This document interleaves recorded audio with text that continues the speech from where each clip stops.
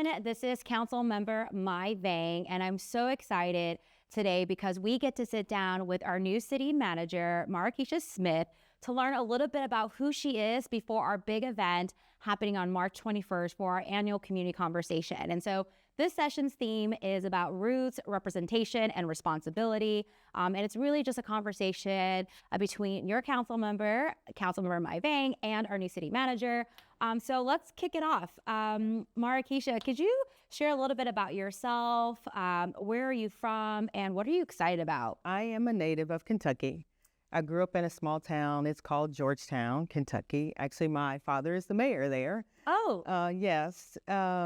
So I'm from Kentucky. Did not know that. I tell people I'm from Lexington because no one knows where Georgetown is, right? Okay. So it's about 12 miles.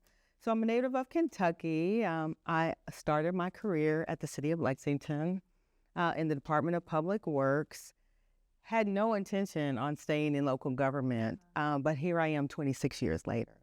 Matriculated to the city of Cincinnati, then I went to the city of Oakland, then I went to the city of Stockton, Santa Rosa, and now I'm here, right? And what a great place to be the city manager of the capital city, right? Yes. It's exciting. Yes, and I'm super excited because it is time for new leadership, and I'm so excited that you're here.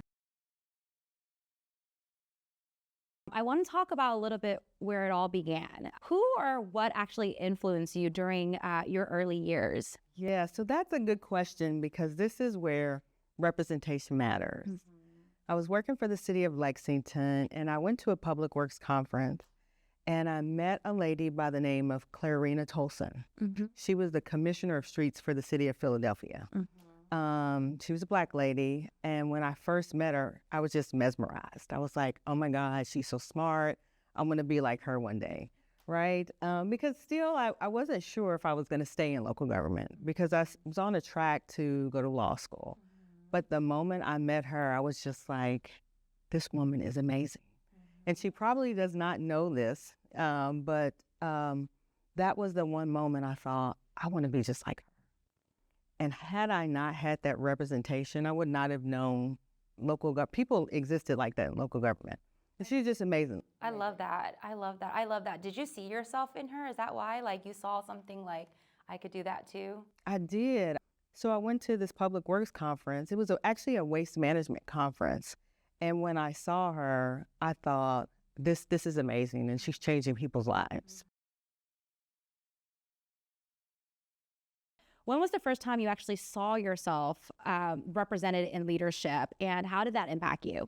So I was having a poor, pitiful me moment when that happened. I was having a discussion with my mentor, Henry Gardner. And if you don't know Henry Gardner, he was the city manager for the city of Oakland for almost a decade. Oh, wow. Okay. So I was having a conversation, and poor, pitiful me, why is it so hard for women in this industry?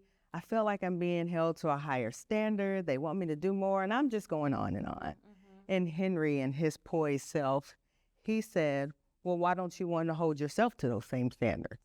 Mm-hmm. And I actually had to think about what he just said to me. And at that moment, I thought leadership is about showing up, representing yourself. Everyone's going to have a certain level of expectation of you. But why are you not setting those expectations for yourself? Mm-hmm. And when he said that to me, it kind of transformed my frame of thought to say, okay, I can do this. Mm-hmm. And instead of, using it as a moment to cry on someone's shoulder, mm-hmm. it was a step stool for me to say, no, people believe in you. Mm-hmm. Kind of turn it around. Don't use it for the negative. Use it for the positive. People to believe in you. And you can do it. Mm-hmm. And someone is behind you, mm-hmm. watching you. Mm-hmm. And when he said that to me, he was just so poised. Mm-hmm. And he was like, Maraskeshia, mm-hmm. And when he said that to me, it stood out to me that I am better, mm-hmm. and I can be better. And someone else is going to come up behind me, but I have to be that leader that stands up and sets those higher expectations for myself. Yeah. Thank you so much for sharing that, because I think oftentimes in roles of leadership, it is hard. It is absolutely hard for women of color, but reminding yourself that we have power and we have agency and that we've already got it. And so just to believe in ourselves and to say, yeah, we can see ourselves in leadership, right? The next part I want to talk about is really your journey into government. You talked about it really at the beginning when we started talking. And I want to know, like, before you worked at Public Works, what was your actual path to local government? Like I said, I wanted to go to law school. So I had my mind set on law school. I had interned for the Department of Justice my entire college career, not knowing that I wanted to work in local government. I actually just took the job because I needed a job. I had graduated and thought, okay, I'll just start working here and then I'll matriculate on to law school. That didn't happen. So once I entered local government, you really start to see the impact that you have on individuals. And I'll often say local government effectuates change almost immediately. There's, you know, the narrative is we'll focus on state politics or federal politics, but local government is so powerful because it changes lives immediately. And when I started working there, that's when I knew I'm going to continue a career because I can have an impact almost immediately, especially people who live in disadvantaged areas, disadvantaged communities. People feel like when they see you, they feel like they have a voice. And that was important to me. And so when I left the city of Lexington, you know, I just continued to move on. Yeah. And people found me. That's what I tell people. And it's always important, you know, people found me. It's not that I particularly went looking. I tell people it's almost like I'm taking notes. It's like your village found you. I love people, that. You ever wonder how people get called to be vice president, right? It's like they're in a grocery store, probably with their families, and it's like, ring, ring, ring. Do you want to be vice president? You know, it's kind of like recruiters call. And, you know, I hadn't been involved in the world of recruiting until I went to the city of Cincinnati. And then I was like, oh, this is real. Yeah. And so people just found me. And, you know, I did a little research on all the communities. And this is how I ended up here. That's so awesome. That's so great because I often think that, like, as professionals or when we were younger, we had like this curated, like, what we're going to do. This dream, or like, you know, how you said you wanted to go to law school and you're going to be a lawyer, but then like you took this job because, you know, you needed a job, and then you kind of just found yourself because people found you. And I think that's so important because oftentimes, you know, when folks, young professionals are like graduating from college or coming out from high school or whatnot, they think, okay, I'm going to do this A and B and C. But sometimes like your path doesn't look like this. It looks like this. So I tell people I still don't know what I want to be when I grow up. Oh, right? I want to be like you when I grow up, Maraskeshia. In your previous role in other city, what are some of your most proudest accomplishments? Yeah, so there are a couple. I will say, I'll start with the non-tangible. Okay. And that is just being here. You have to be resilient to be in these jobs. And there was so many times where the pressure was just so heavy, the expectations were so high.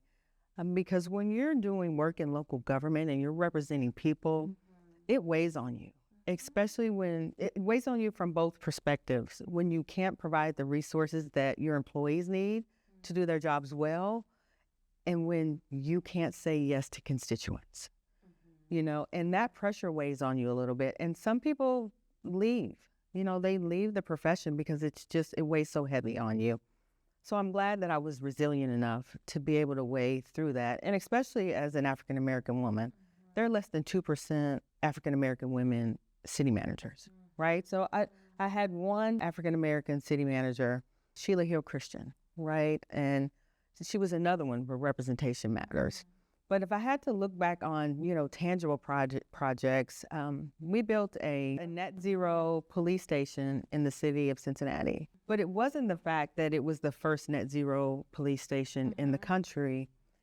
My then city manager had made some changes to the small business and minority business purchasing policy. And we had almost 16% representation of small businesses on that project. And when you think about small businesses have a hard time leveraging capital. But when you pair a small business up with a prime, they can do the work.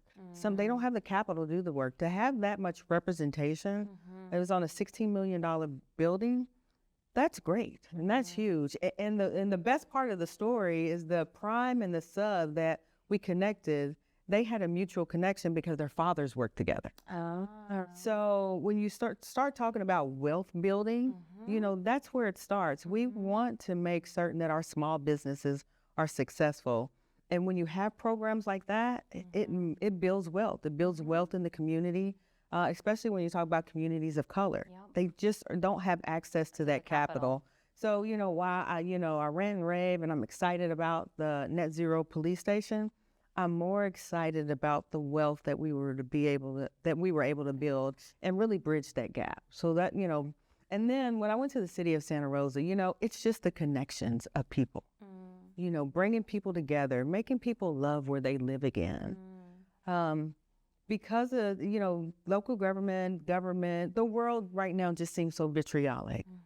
But to give people hope, to give people a sense of hope and love for the community that they live in, because they oftentimes feel like, I'm not going to complain, I'm just going to give up. But when you become that voice and they see you in the grocery store, or they see you out, or they see you, they're like, hey, you know, thank you for doing this. Thank you for doing that. Like, that just so much resonates with me because it's just not my decision. It's, you know, I have now 500,000 people, you know, it's your decision and I want your feedback. So, you know, it's the power of the community and power of the voice that I am just most proud of. I love that. I love that so much. And it actually leads us to the next part of the conversation about the vision for Sacramento and actually building a city where everyone feels like they belong, but building a city for people to actually want to come back to. What needs to actually exist in Sacramento so that young people can see it as a place to build their future here? You know, we have to, we have to make certain that we have the jobs. We have, and I have often spoken of this, but we need head of household income jobs. We have to Say that one more time. Head of household income jobs. What does that mean? I have one job. Yeah. You know, I'm working from 8 to 5, unless you're me. You're working from 7 to 12. Yeah, and it's enough to provide for your family. Yeah, it is. That's the type of job we need for our working families. We have to be able to recruit for those jobs, right? Not only do we need head of household income jobs, but we have to figure out the housing market. The American dream, it's just out of reach, you know, for the younger generation. Unless you're, you know, moving into a home that your parents own, you know, and it just trickles down throughout the family, we have to figure out what this housing market looks like. We have to build housing faster and we have to build housing cheaper. And let's be honest, transportation. Yeah. The younger generation, and you know, we talk about being climate resilient, they don't have cars. So how do we build out our downtowns? How do we build out these neighborhoods where they have grocery stores, where they can bike and walk to work? You know, it's changing. Yeah, where pockets of community are sustainable by itself and you don't need to drive around. You can just walk down the street and you can go get groceries, you can go to your job, go to the park. Yeah, we need that all throughout the city of Sacramento. I absolutely agree with you on that. Yeah. And then we need places to recreate. You know, we had fun. People want to have fun. You know, you often hear, well, there's nowhere to go. There's no nightlife. You know, how do we recreate that, but create it in a responsible and safe manner? Speaking of public safety, as our new city manager, how do you see economic development and public safety connected to the long-term success of the city of Sacramento? Safe communities drive investment. You know, we talk about safety, but investors have a choice on, you know, where they want to put their investment. If your community is not safe and it doesn't have good schools, they do not want to move into your community. So we have to find the balance where we have a safe community. You know, I was talking to someone a couple of days ago and his window continues to be busted out. You know, I think it was the second or third time. You know, the cost it takes to put in a new window, that can make or break a business, especially a small business. So we have to make certain that when people come into our community to invest or to live, that it is a safe community. So not only a safe community, but the infrastructure. You know, we talk often about public safety, but we have to talk about the infrastructure side of this. When people come into your community, they want to see that it's well maintained. They want to see that the roads have been paved. They want to see the infrastructure that in the placemaking and the investment that you have made in your own city before they start to invest. until we have a safe city, and I'm gonna say safe schools, you know, safe cities, safe schools, quality schools, because business owners are not only looking to bring their businesses here, they have employees. What do our neighborhoods say? So, you know, it's an and. It's not an either or, it's an and. We have to have a safe city in order to drive the investment and to continue to drive it up. And you know, we all know that a lot of cities are going through significant budget deficits all across the country, right? The only way we can really get ourselves out of that is continue to upscale our economic development, you know, because you can't cut your way out of this. You know, you have to be able to build up that economic development arm of your city and invest more TOT, more foot traffic. You want people to come in downtown. You want your downtowns to be vibrant. And then that matriculates to the outskirts of your city and your suburbs. So something I just wanted to share with you, before I was on the city council, the former mayor and council passed a resolution redefining what public safety is, and that it is not limited only to PD and fire, but that it also includes our parks, our youth services. And so I want to take an opportunity to ask you your definition of public safety, and do you see that as part of the larger apparatus of public safety? Yeah, so actually I love that because I grew up in the park system. Every year we spent our summers in the parks. You know, reading, going to activities, learning different careers. Parks play a significant role in public safety. It kept us out of trouble. We had something to do. And not only that, we were exposed to different careers, different people. It seems like parks departments, and, you know, I guess, you know, I have to be partial to blame too when I look at the budget too. We often dissect parks just down, right? When we look at, you know, the budget.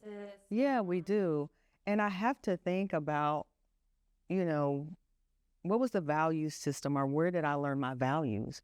And they were from the parks. I mean, all the kids congregated at the parks. Our parents did not have to worry about us because, you know, we were latchkey kids, or our bus.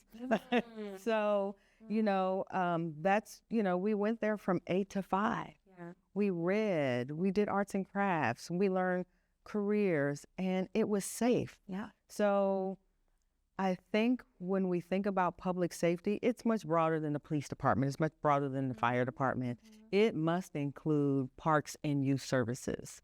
That keeps kids out of trouble. Yeah. When kids don't have any, teenagers don't have anything to do, they get into trouble.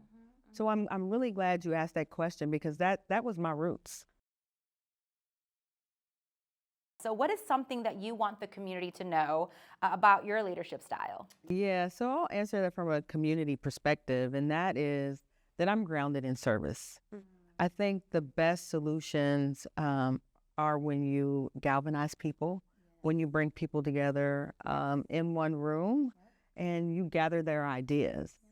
If you don't do that, then who's coming up with the solutions? And people need to know that their voice matters. I want this community to know that I'm grounded in service. I've often told people it's a calling because it's hard work, but I want the ideas of the people. Yeah.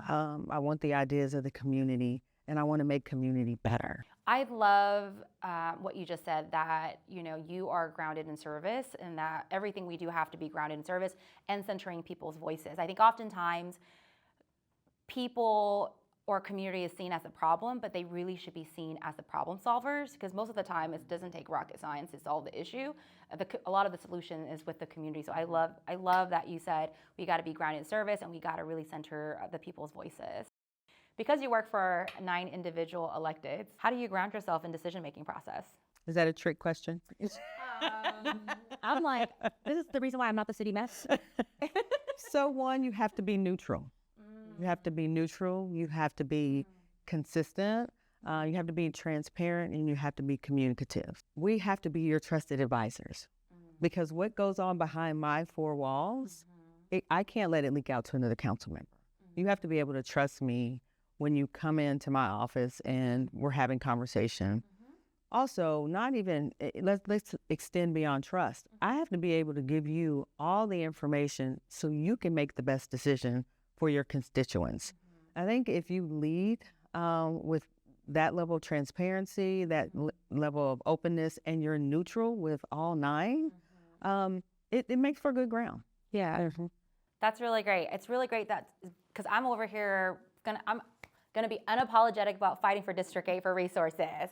And it's good to hear from our city manager that for you, it's really about providing the best information and then letting the electeds debate it, right? And either find a consensus or sometimes I have to be the adult in the room. Oh man, we're in the middle of budget season, so you're jumping right in. It's gonna be fun though.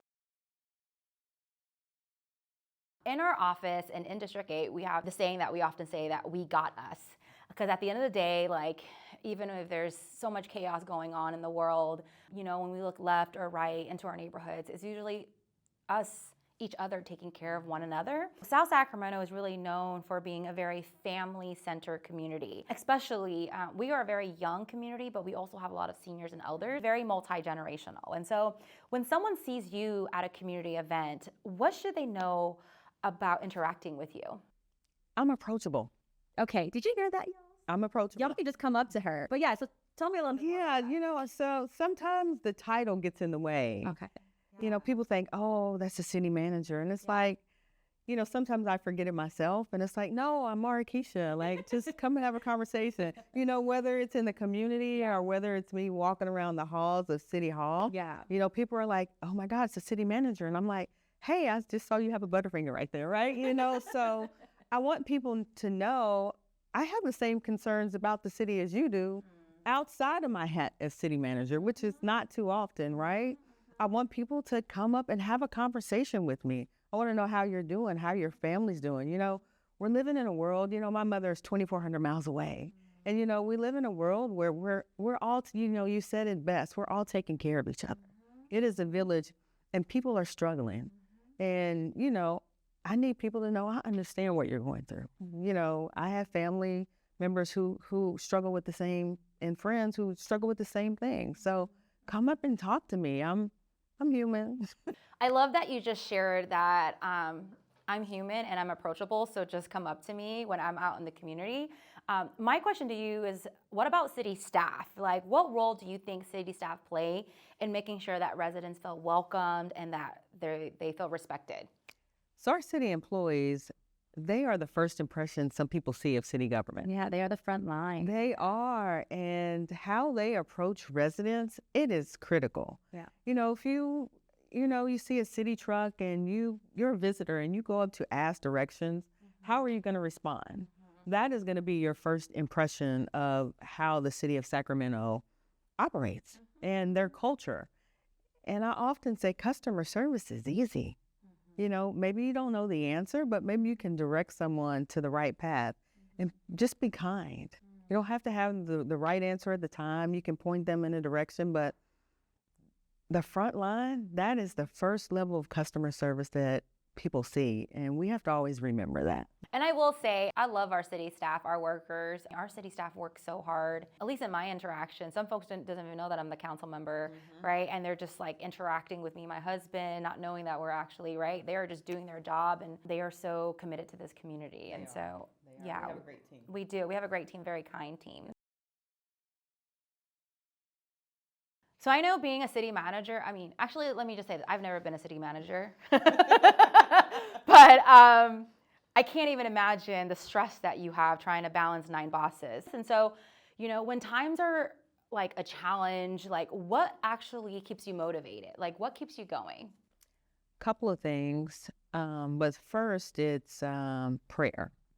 I spend a lot of time in prayer. You know, was my values growing up, and I spend a lot of time in prayer. You know, listening to higher power to make certain that I'm guiding in the direction that he would have me to go. A lot of late night phone calls with my mom and my family members, right? Because they're the only people I can complain to, right? You know, and then my husband. So, when times get rough and times get hard, I rely on them.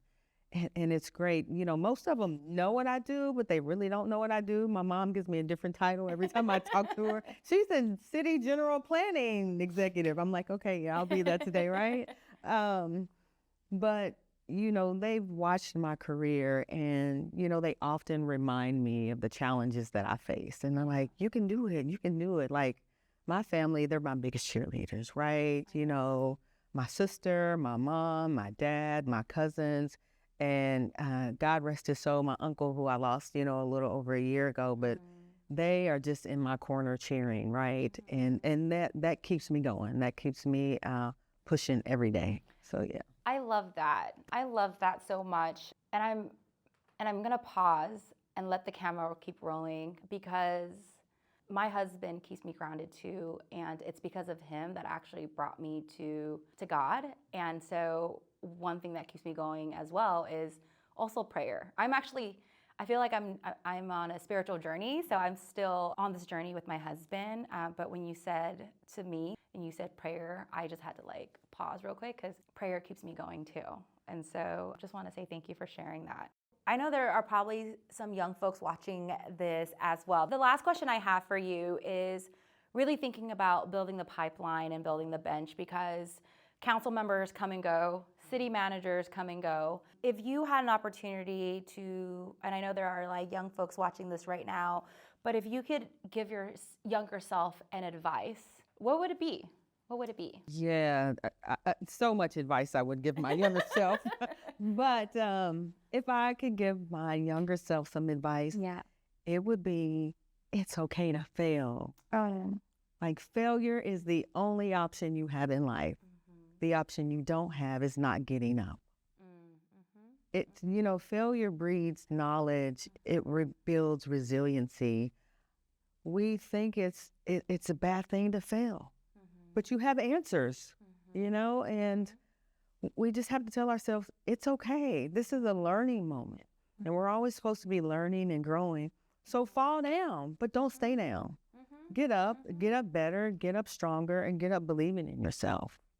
And that's the one thing that I would tell my younger self, because oftentimes it's like, I'm just going to stay down here, So because that's the easy way out. Yeah. And we have to learn that sometimes we can't take the easy way out. We have to keep pushing. We have to keep studying.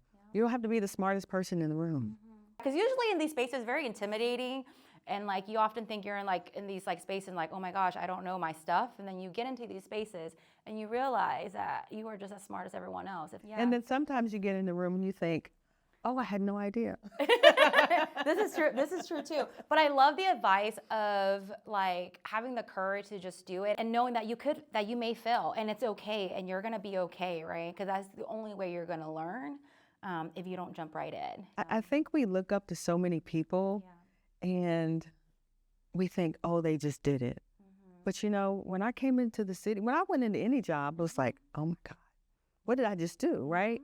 And maybe that's for us to be a little bit more transparent too. It's like, yes, I'm scared. I'm scared every day, And I'm still learning as I go. Yeah, if you're not scared, then the dream is not big enough. That's true. That's so true.